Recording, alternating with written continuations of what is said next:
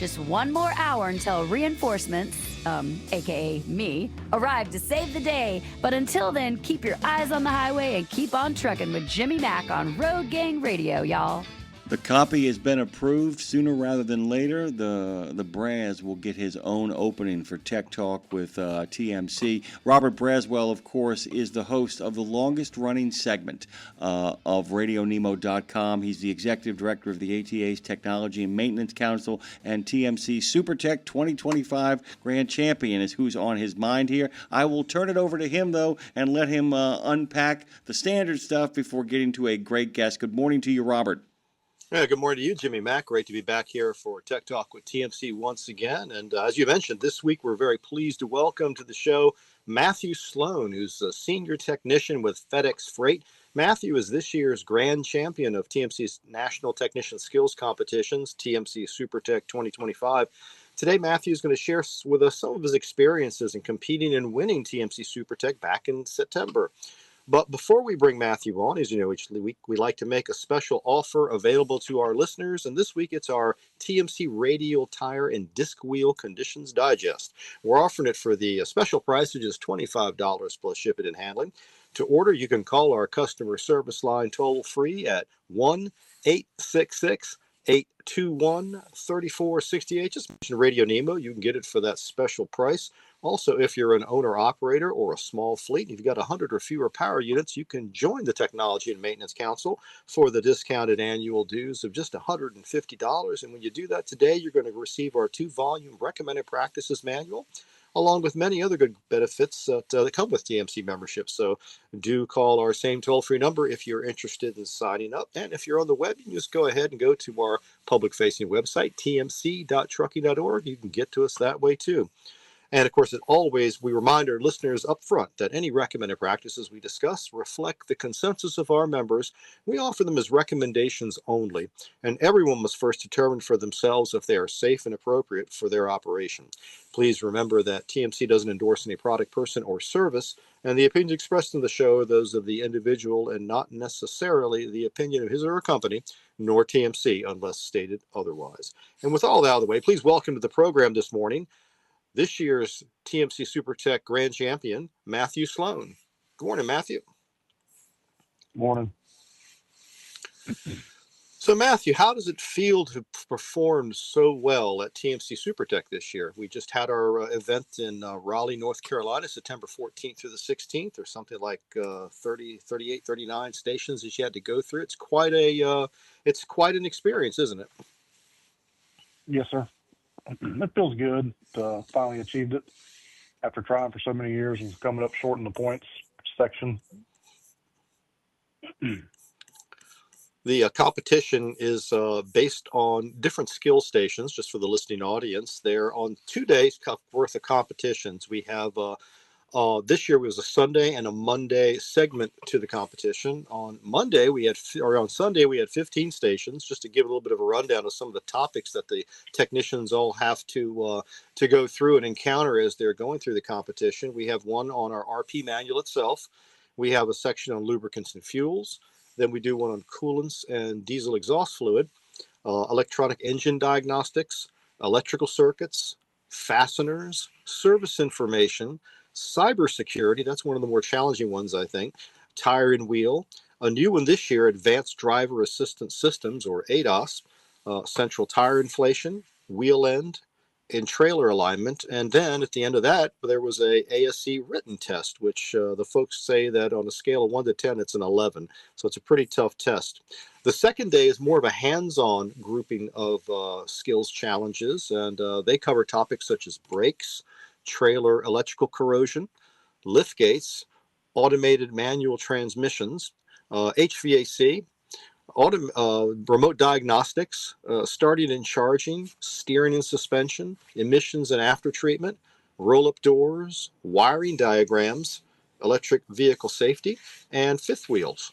So that's kind of the pantheon of stations that all the technicians have to encounter. We had about 95 professional technicians, something like 20 or 21 student technicians that went through the same array of challenges during the event.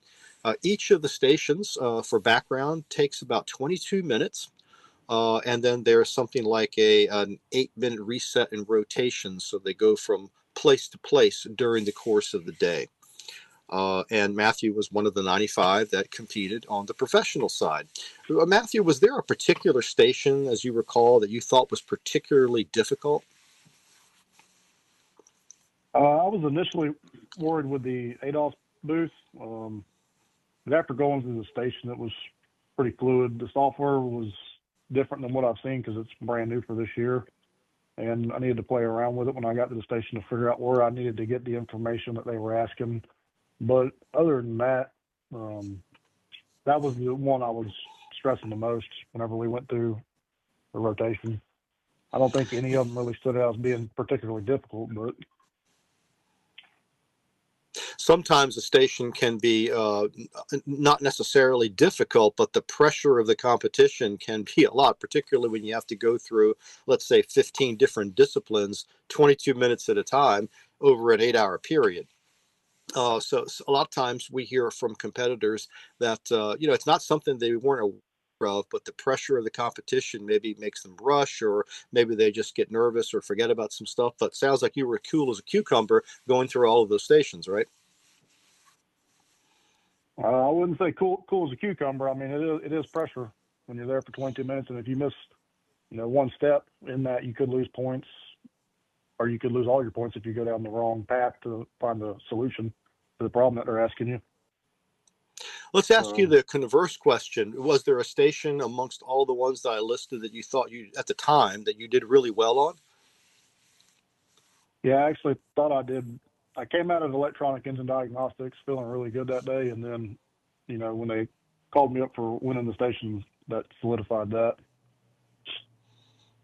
The stations like electronic engine diagnostics, depending on your fleet, for example, some companies don't have mixed fleets, others do, and we try to rotate the vendors that are involved in the different stations each year. So maybe one year it's for engines, maybe one year it's Cummins, one year it's PACCAR, one year it's International. It's kind of and the competitors don't really know ahead of time which ones we're going to be using until the rule books come out. So, sometimes it's luck of the draw. If you just happen to be working on equipment that you work with every day, that's great. If it isn't, then you just have to kind of go with it. But pretty much a lot of the different vehicle engine systems are very similar, even though the software might differ. Wouldn't you agree? Yes, sir.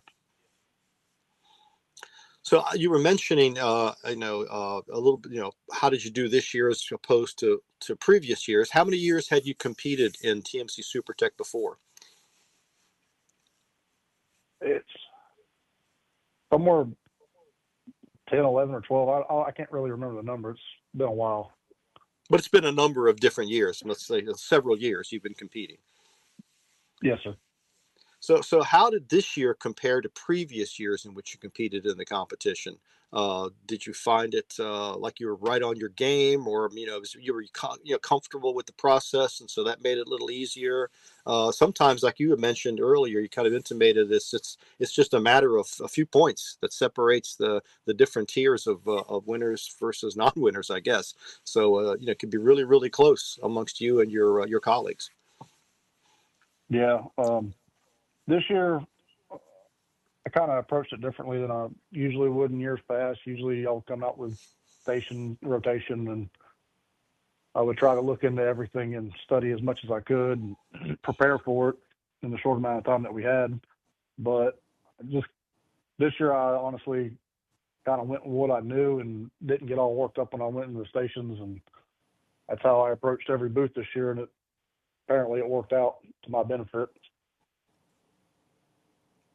Yeah, that's great. And, obviously you did really, really, really well. And only a few points separated the first three positions, if I remember correctly. I think there was just 1 point that separated first and second. Yes, sir. That's correct. So talk about, if you would, a little bit of the preparation that goes into doing this. You guys at FedEx Freight have your own competition internally that you go through, which is pretty extensive.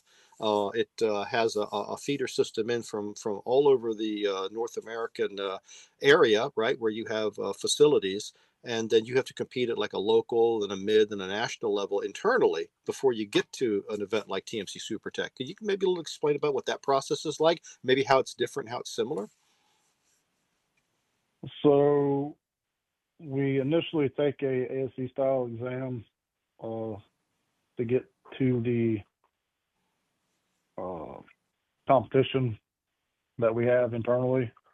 So they take the top 16 from the company who does the best on the ASC, and then we go to our competition. And out of the 16, it varies, but they take a certain number of people from that, and it's similar to TMC SuperTech, but more FedEx based on the equipment that we have at FedEx. And from there we go to SuperTech. So of course, that makes sense. You would be more familiar with the equipment that you work on within your own company. When you come to TMC, that may be a little bit more broad in terms of the types of equipment, the tooling, the software, and so forth. But not so much that it is an impediment, would you say, to competing in the competition. If you work on the kind of equipment you have at your company, you probably would have similar diagnostic processes and so forth, no matter what the equipment would be. Wouldn't you agree? Yes. Just about every station, they're going to give you the required materials to complete the station. So if you can master reading manuals and not try to memorize specs in the manual, just memorize where information is in the manual, it'll put you in the right area you need to be in 9 out of 10 times. You raised an interesting point about talking about reading manuals. So a lot of folks say in the industry that things are changing in terms of how the technicians will absorb information, that it's much more visual based than it was, let's say, years ago, where you would mainly read a printed manual. Now there's so many more different ways you can absorb information, either through videos or computer-based learning. Have you seen in your time as being a technician this change in the industry, and how has that affected you personally in terms of your learning style? So back when I first started doing this, we basically just had all manuals. There was really no videos or YouTube, any of that nature. So I still go back and read manuals. We have newer guys in the shop that'll, find videos on, whatever subsystem they're working on, not necessarily YouTube, but maybe a manufacturer website. Right. And they're both good. I just retain knowledge better out of a manual because I'll go through and write stuff down, or I'll read the manual as I'm doing the job. It's easier for me to read something or put the book in front of me than watch a video while I'm trying to do it. And that's a good point, too. A lot of people will learn by writing things down. So if they're reading a manual and they're writing that material down, it helps impress on their mind the steps of what to do when it comes time to do it when the manual's not there. So that sounds like that's a learning style that works for you pretty well. Yes. What interested you into becoming a technician to begin with? In particular, did you have an interest in trucks to begin with, or maybe you came from the automotive side and decided you might want to work on trucks? Just a little bit of the background there, if you would. When I was growing up, my dad and we always had tractors and lawn equipment stuff at the house, and we would do our own maintenance on the tractors and the trucks and the trailers and the lawnmowers, what have you not. Whatever we had going on, we worked on it. And my dad was in the jet industry for 35 years, so I went to high school for diesel mechanics and automotive. Ended up I went into automotive first for a year, and then I've been in the diesel side ever since. That's a pretty common story that we hear, that folks enter into the industry through the automotive side, originally maybe having an interest in agriculture. A lot of young students will come up from farm country, so to speak. They'll come up through a 4-H program or Future Farmers of America, and then go into automotive because, especially in recent years, there just isn't as many diesel programs at various trade schools or community colleges or high schools. There's just not as many VOTEC programs out there.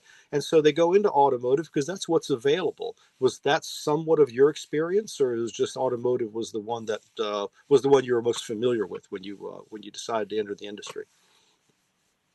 When I entered the industry, we had a program at school that we work release basically, and the only things we could get into in my town was automotive side stuff because none of the diesel shops will hire anybody under the age of 18 at the time. So Right. that's kind of what pushed me towards the automotive side at the time.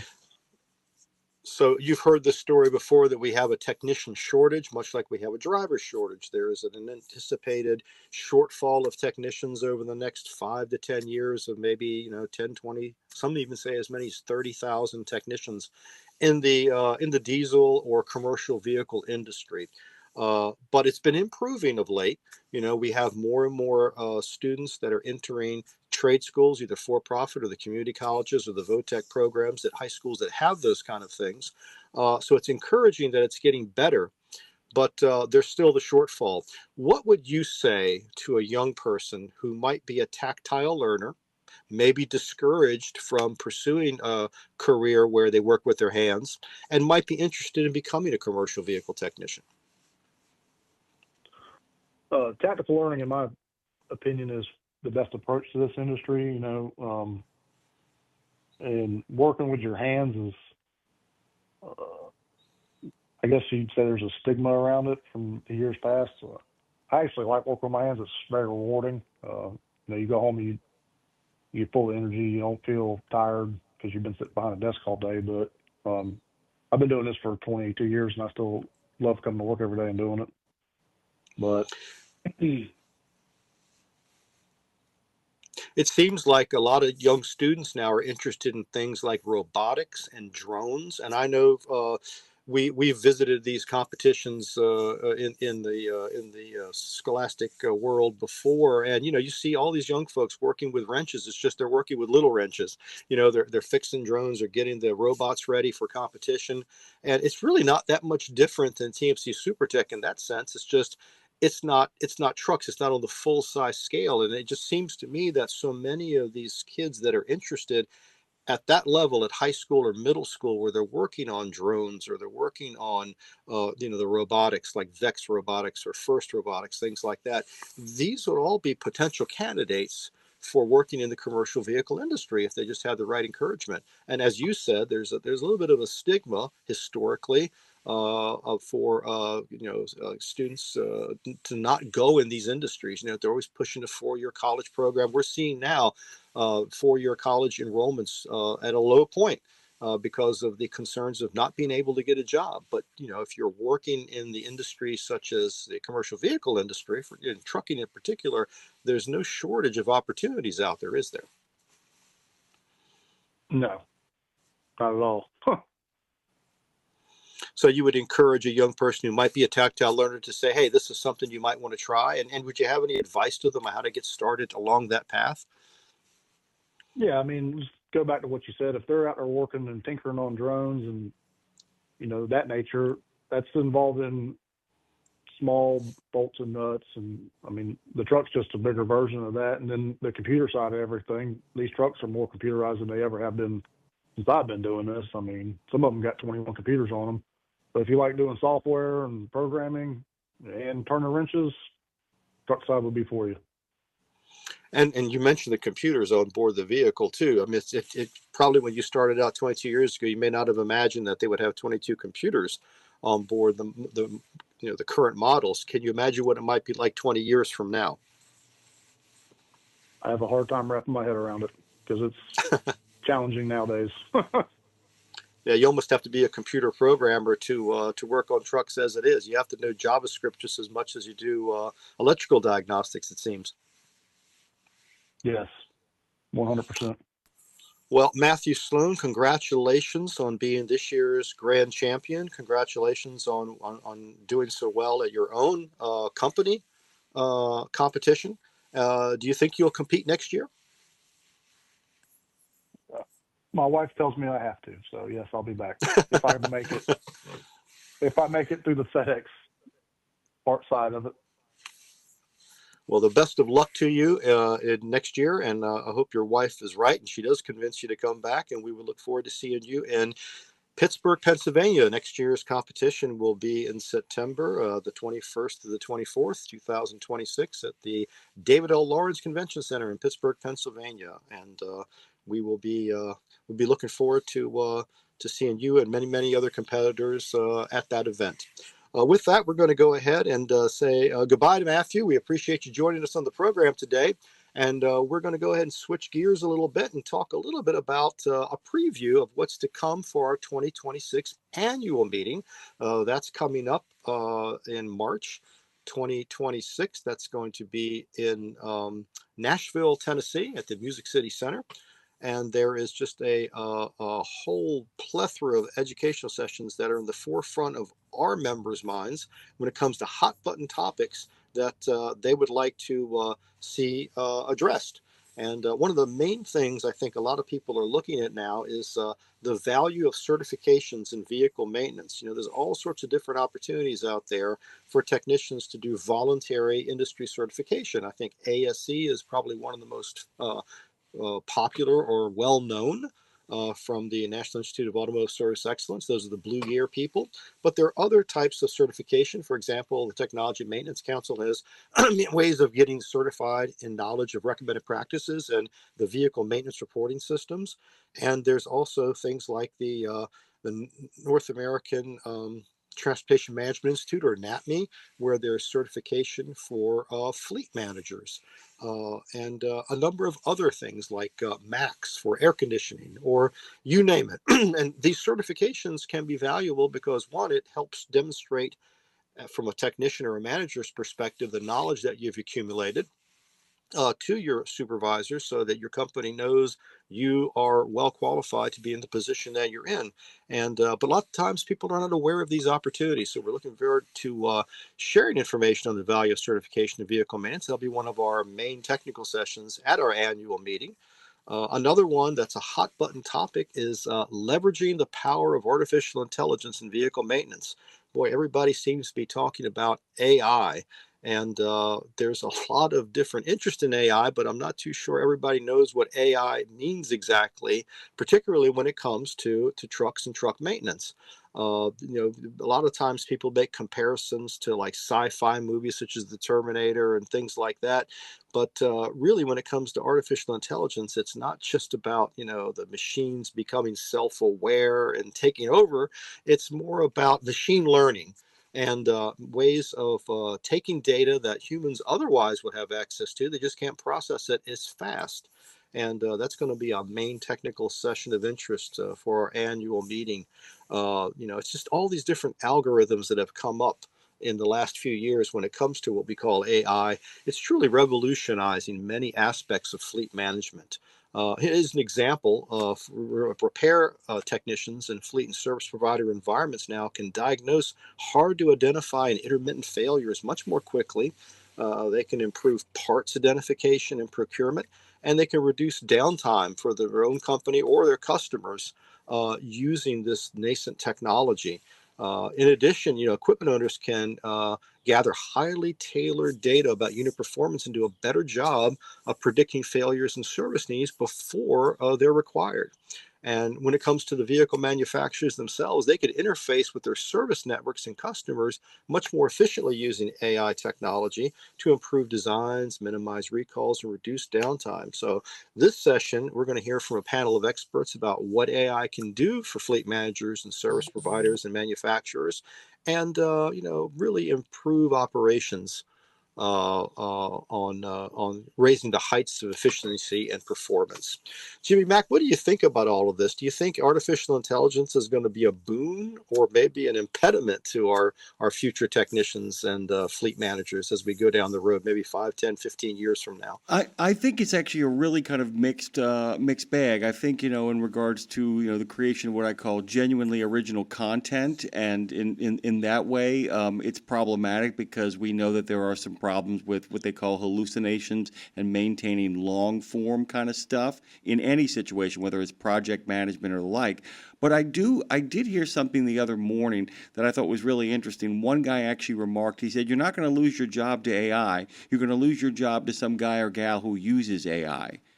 And I think a lot of that is really we're in such a nascent phase, Robert, with all of this stuff, is that people are actually still trying to figure out what it can do for them. And there are people for whom it can actually jumpstart their process. They're not going to rely on the AI to do the job for them, but they are going to use it to help organize their thoughts a lot quicker and jump into the project itself. And I think that's where the real possibilities of AI really, the idea that we were talking about this the other day, that if, let's say we had 20 sponsors on this show, that's a lot of commercials to plan out in a way that actually gives them the proper rhythm, that nobody becomes noise rather than being part of the signal. An AI can actually figure that out in an awful hurry and allow you to kind of move forward rapidly. Like I said, we are in such an exciting and it's maximum opportunity, maximum danger kind of place where we are with AI. So I think you guys having a deep, in-depth conversation about it is exactly what you guys should be doing. But there's some groovy stuff going on, don't you think? Yeah, I think so. I think there's a digital divide between what some of our members call the doctors of iron and the doctors of data. It used to be you would manage a fleet, if you're a fleet manager, based on what it was in the best interest of keeping the maintenance operation with a minimal cost, but maximizing safety. And you would have that viewpoint exclusively. But if you rely on the computers, so to speak, and the artificial intelligence, it's garbage in, garbage out. Whatever your priorities are that you put into the system, the AI learns from people to begin with, right? It doesn't invent this stuff. And if you're basically managing your fleet based on the bottom line or quarterly earnings or bonus programs or things like that, you may get a different set of outputs than maybe the doctors of iron used to, because number one, they know about equipment. They know the different nuances of how trucks work and don't work. It's kind of like Scotty on Star Trek, right? He knew how the Enterprise was running by the deck plates in their feel.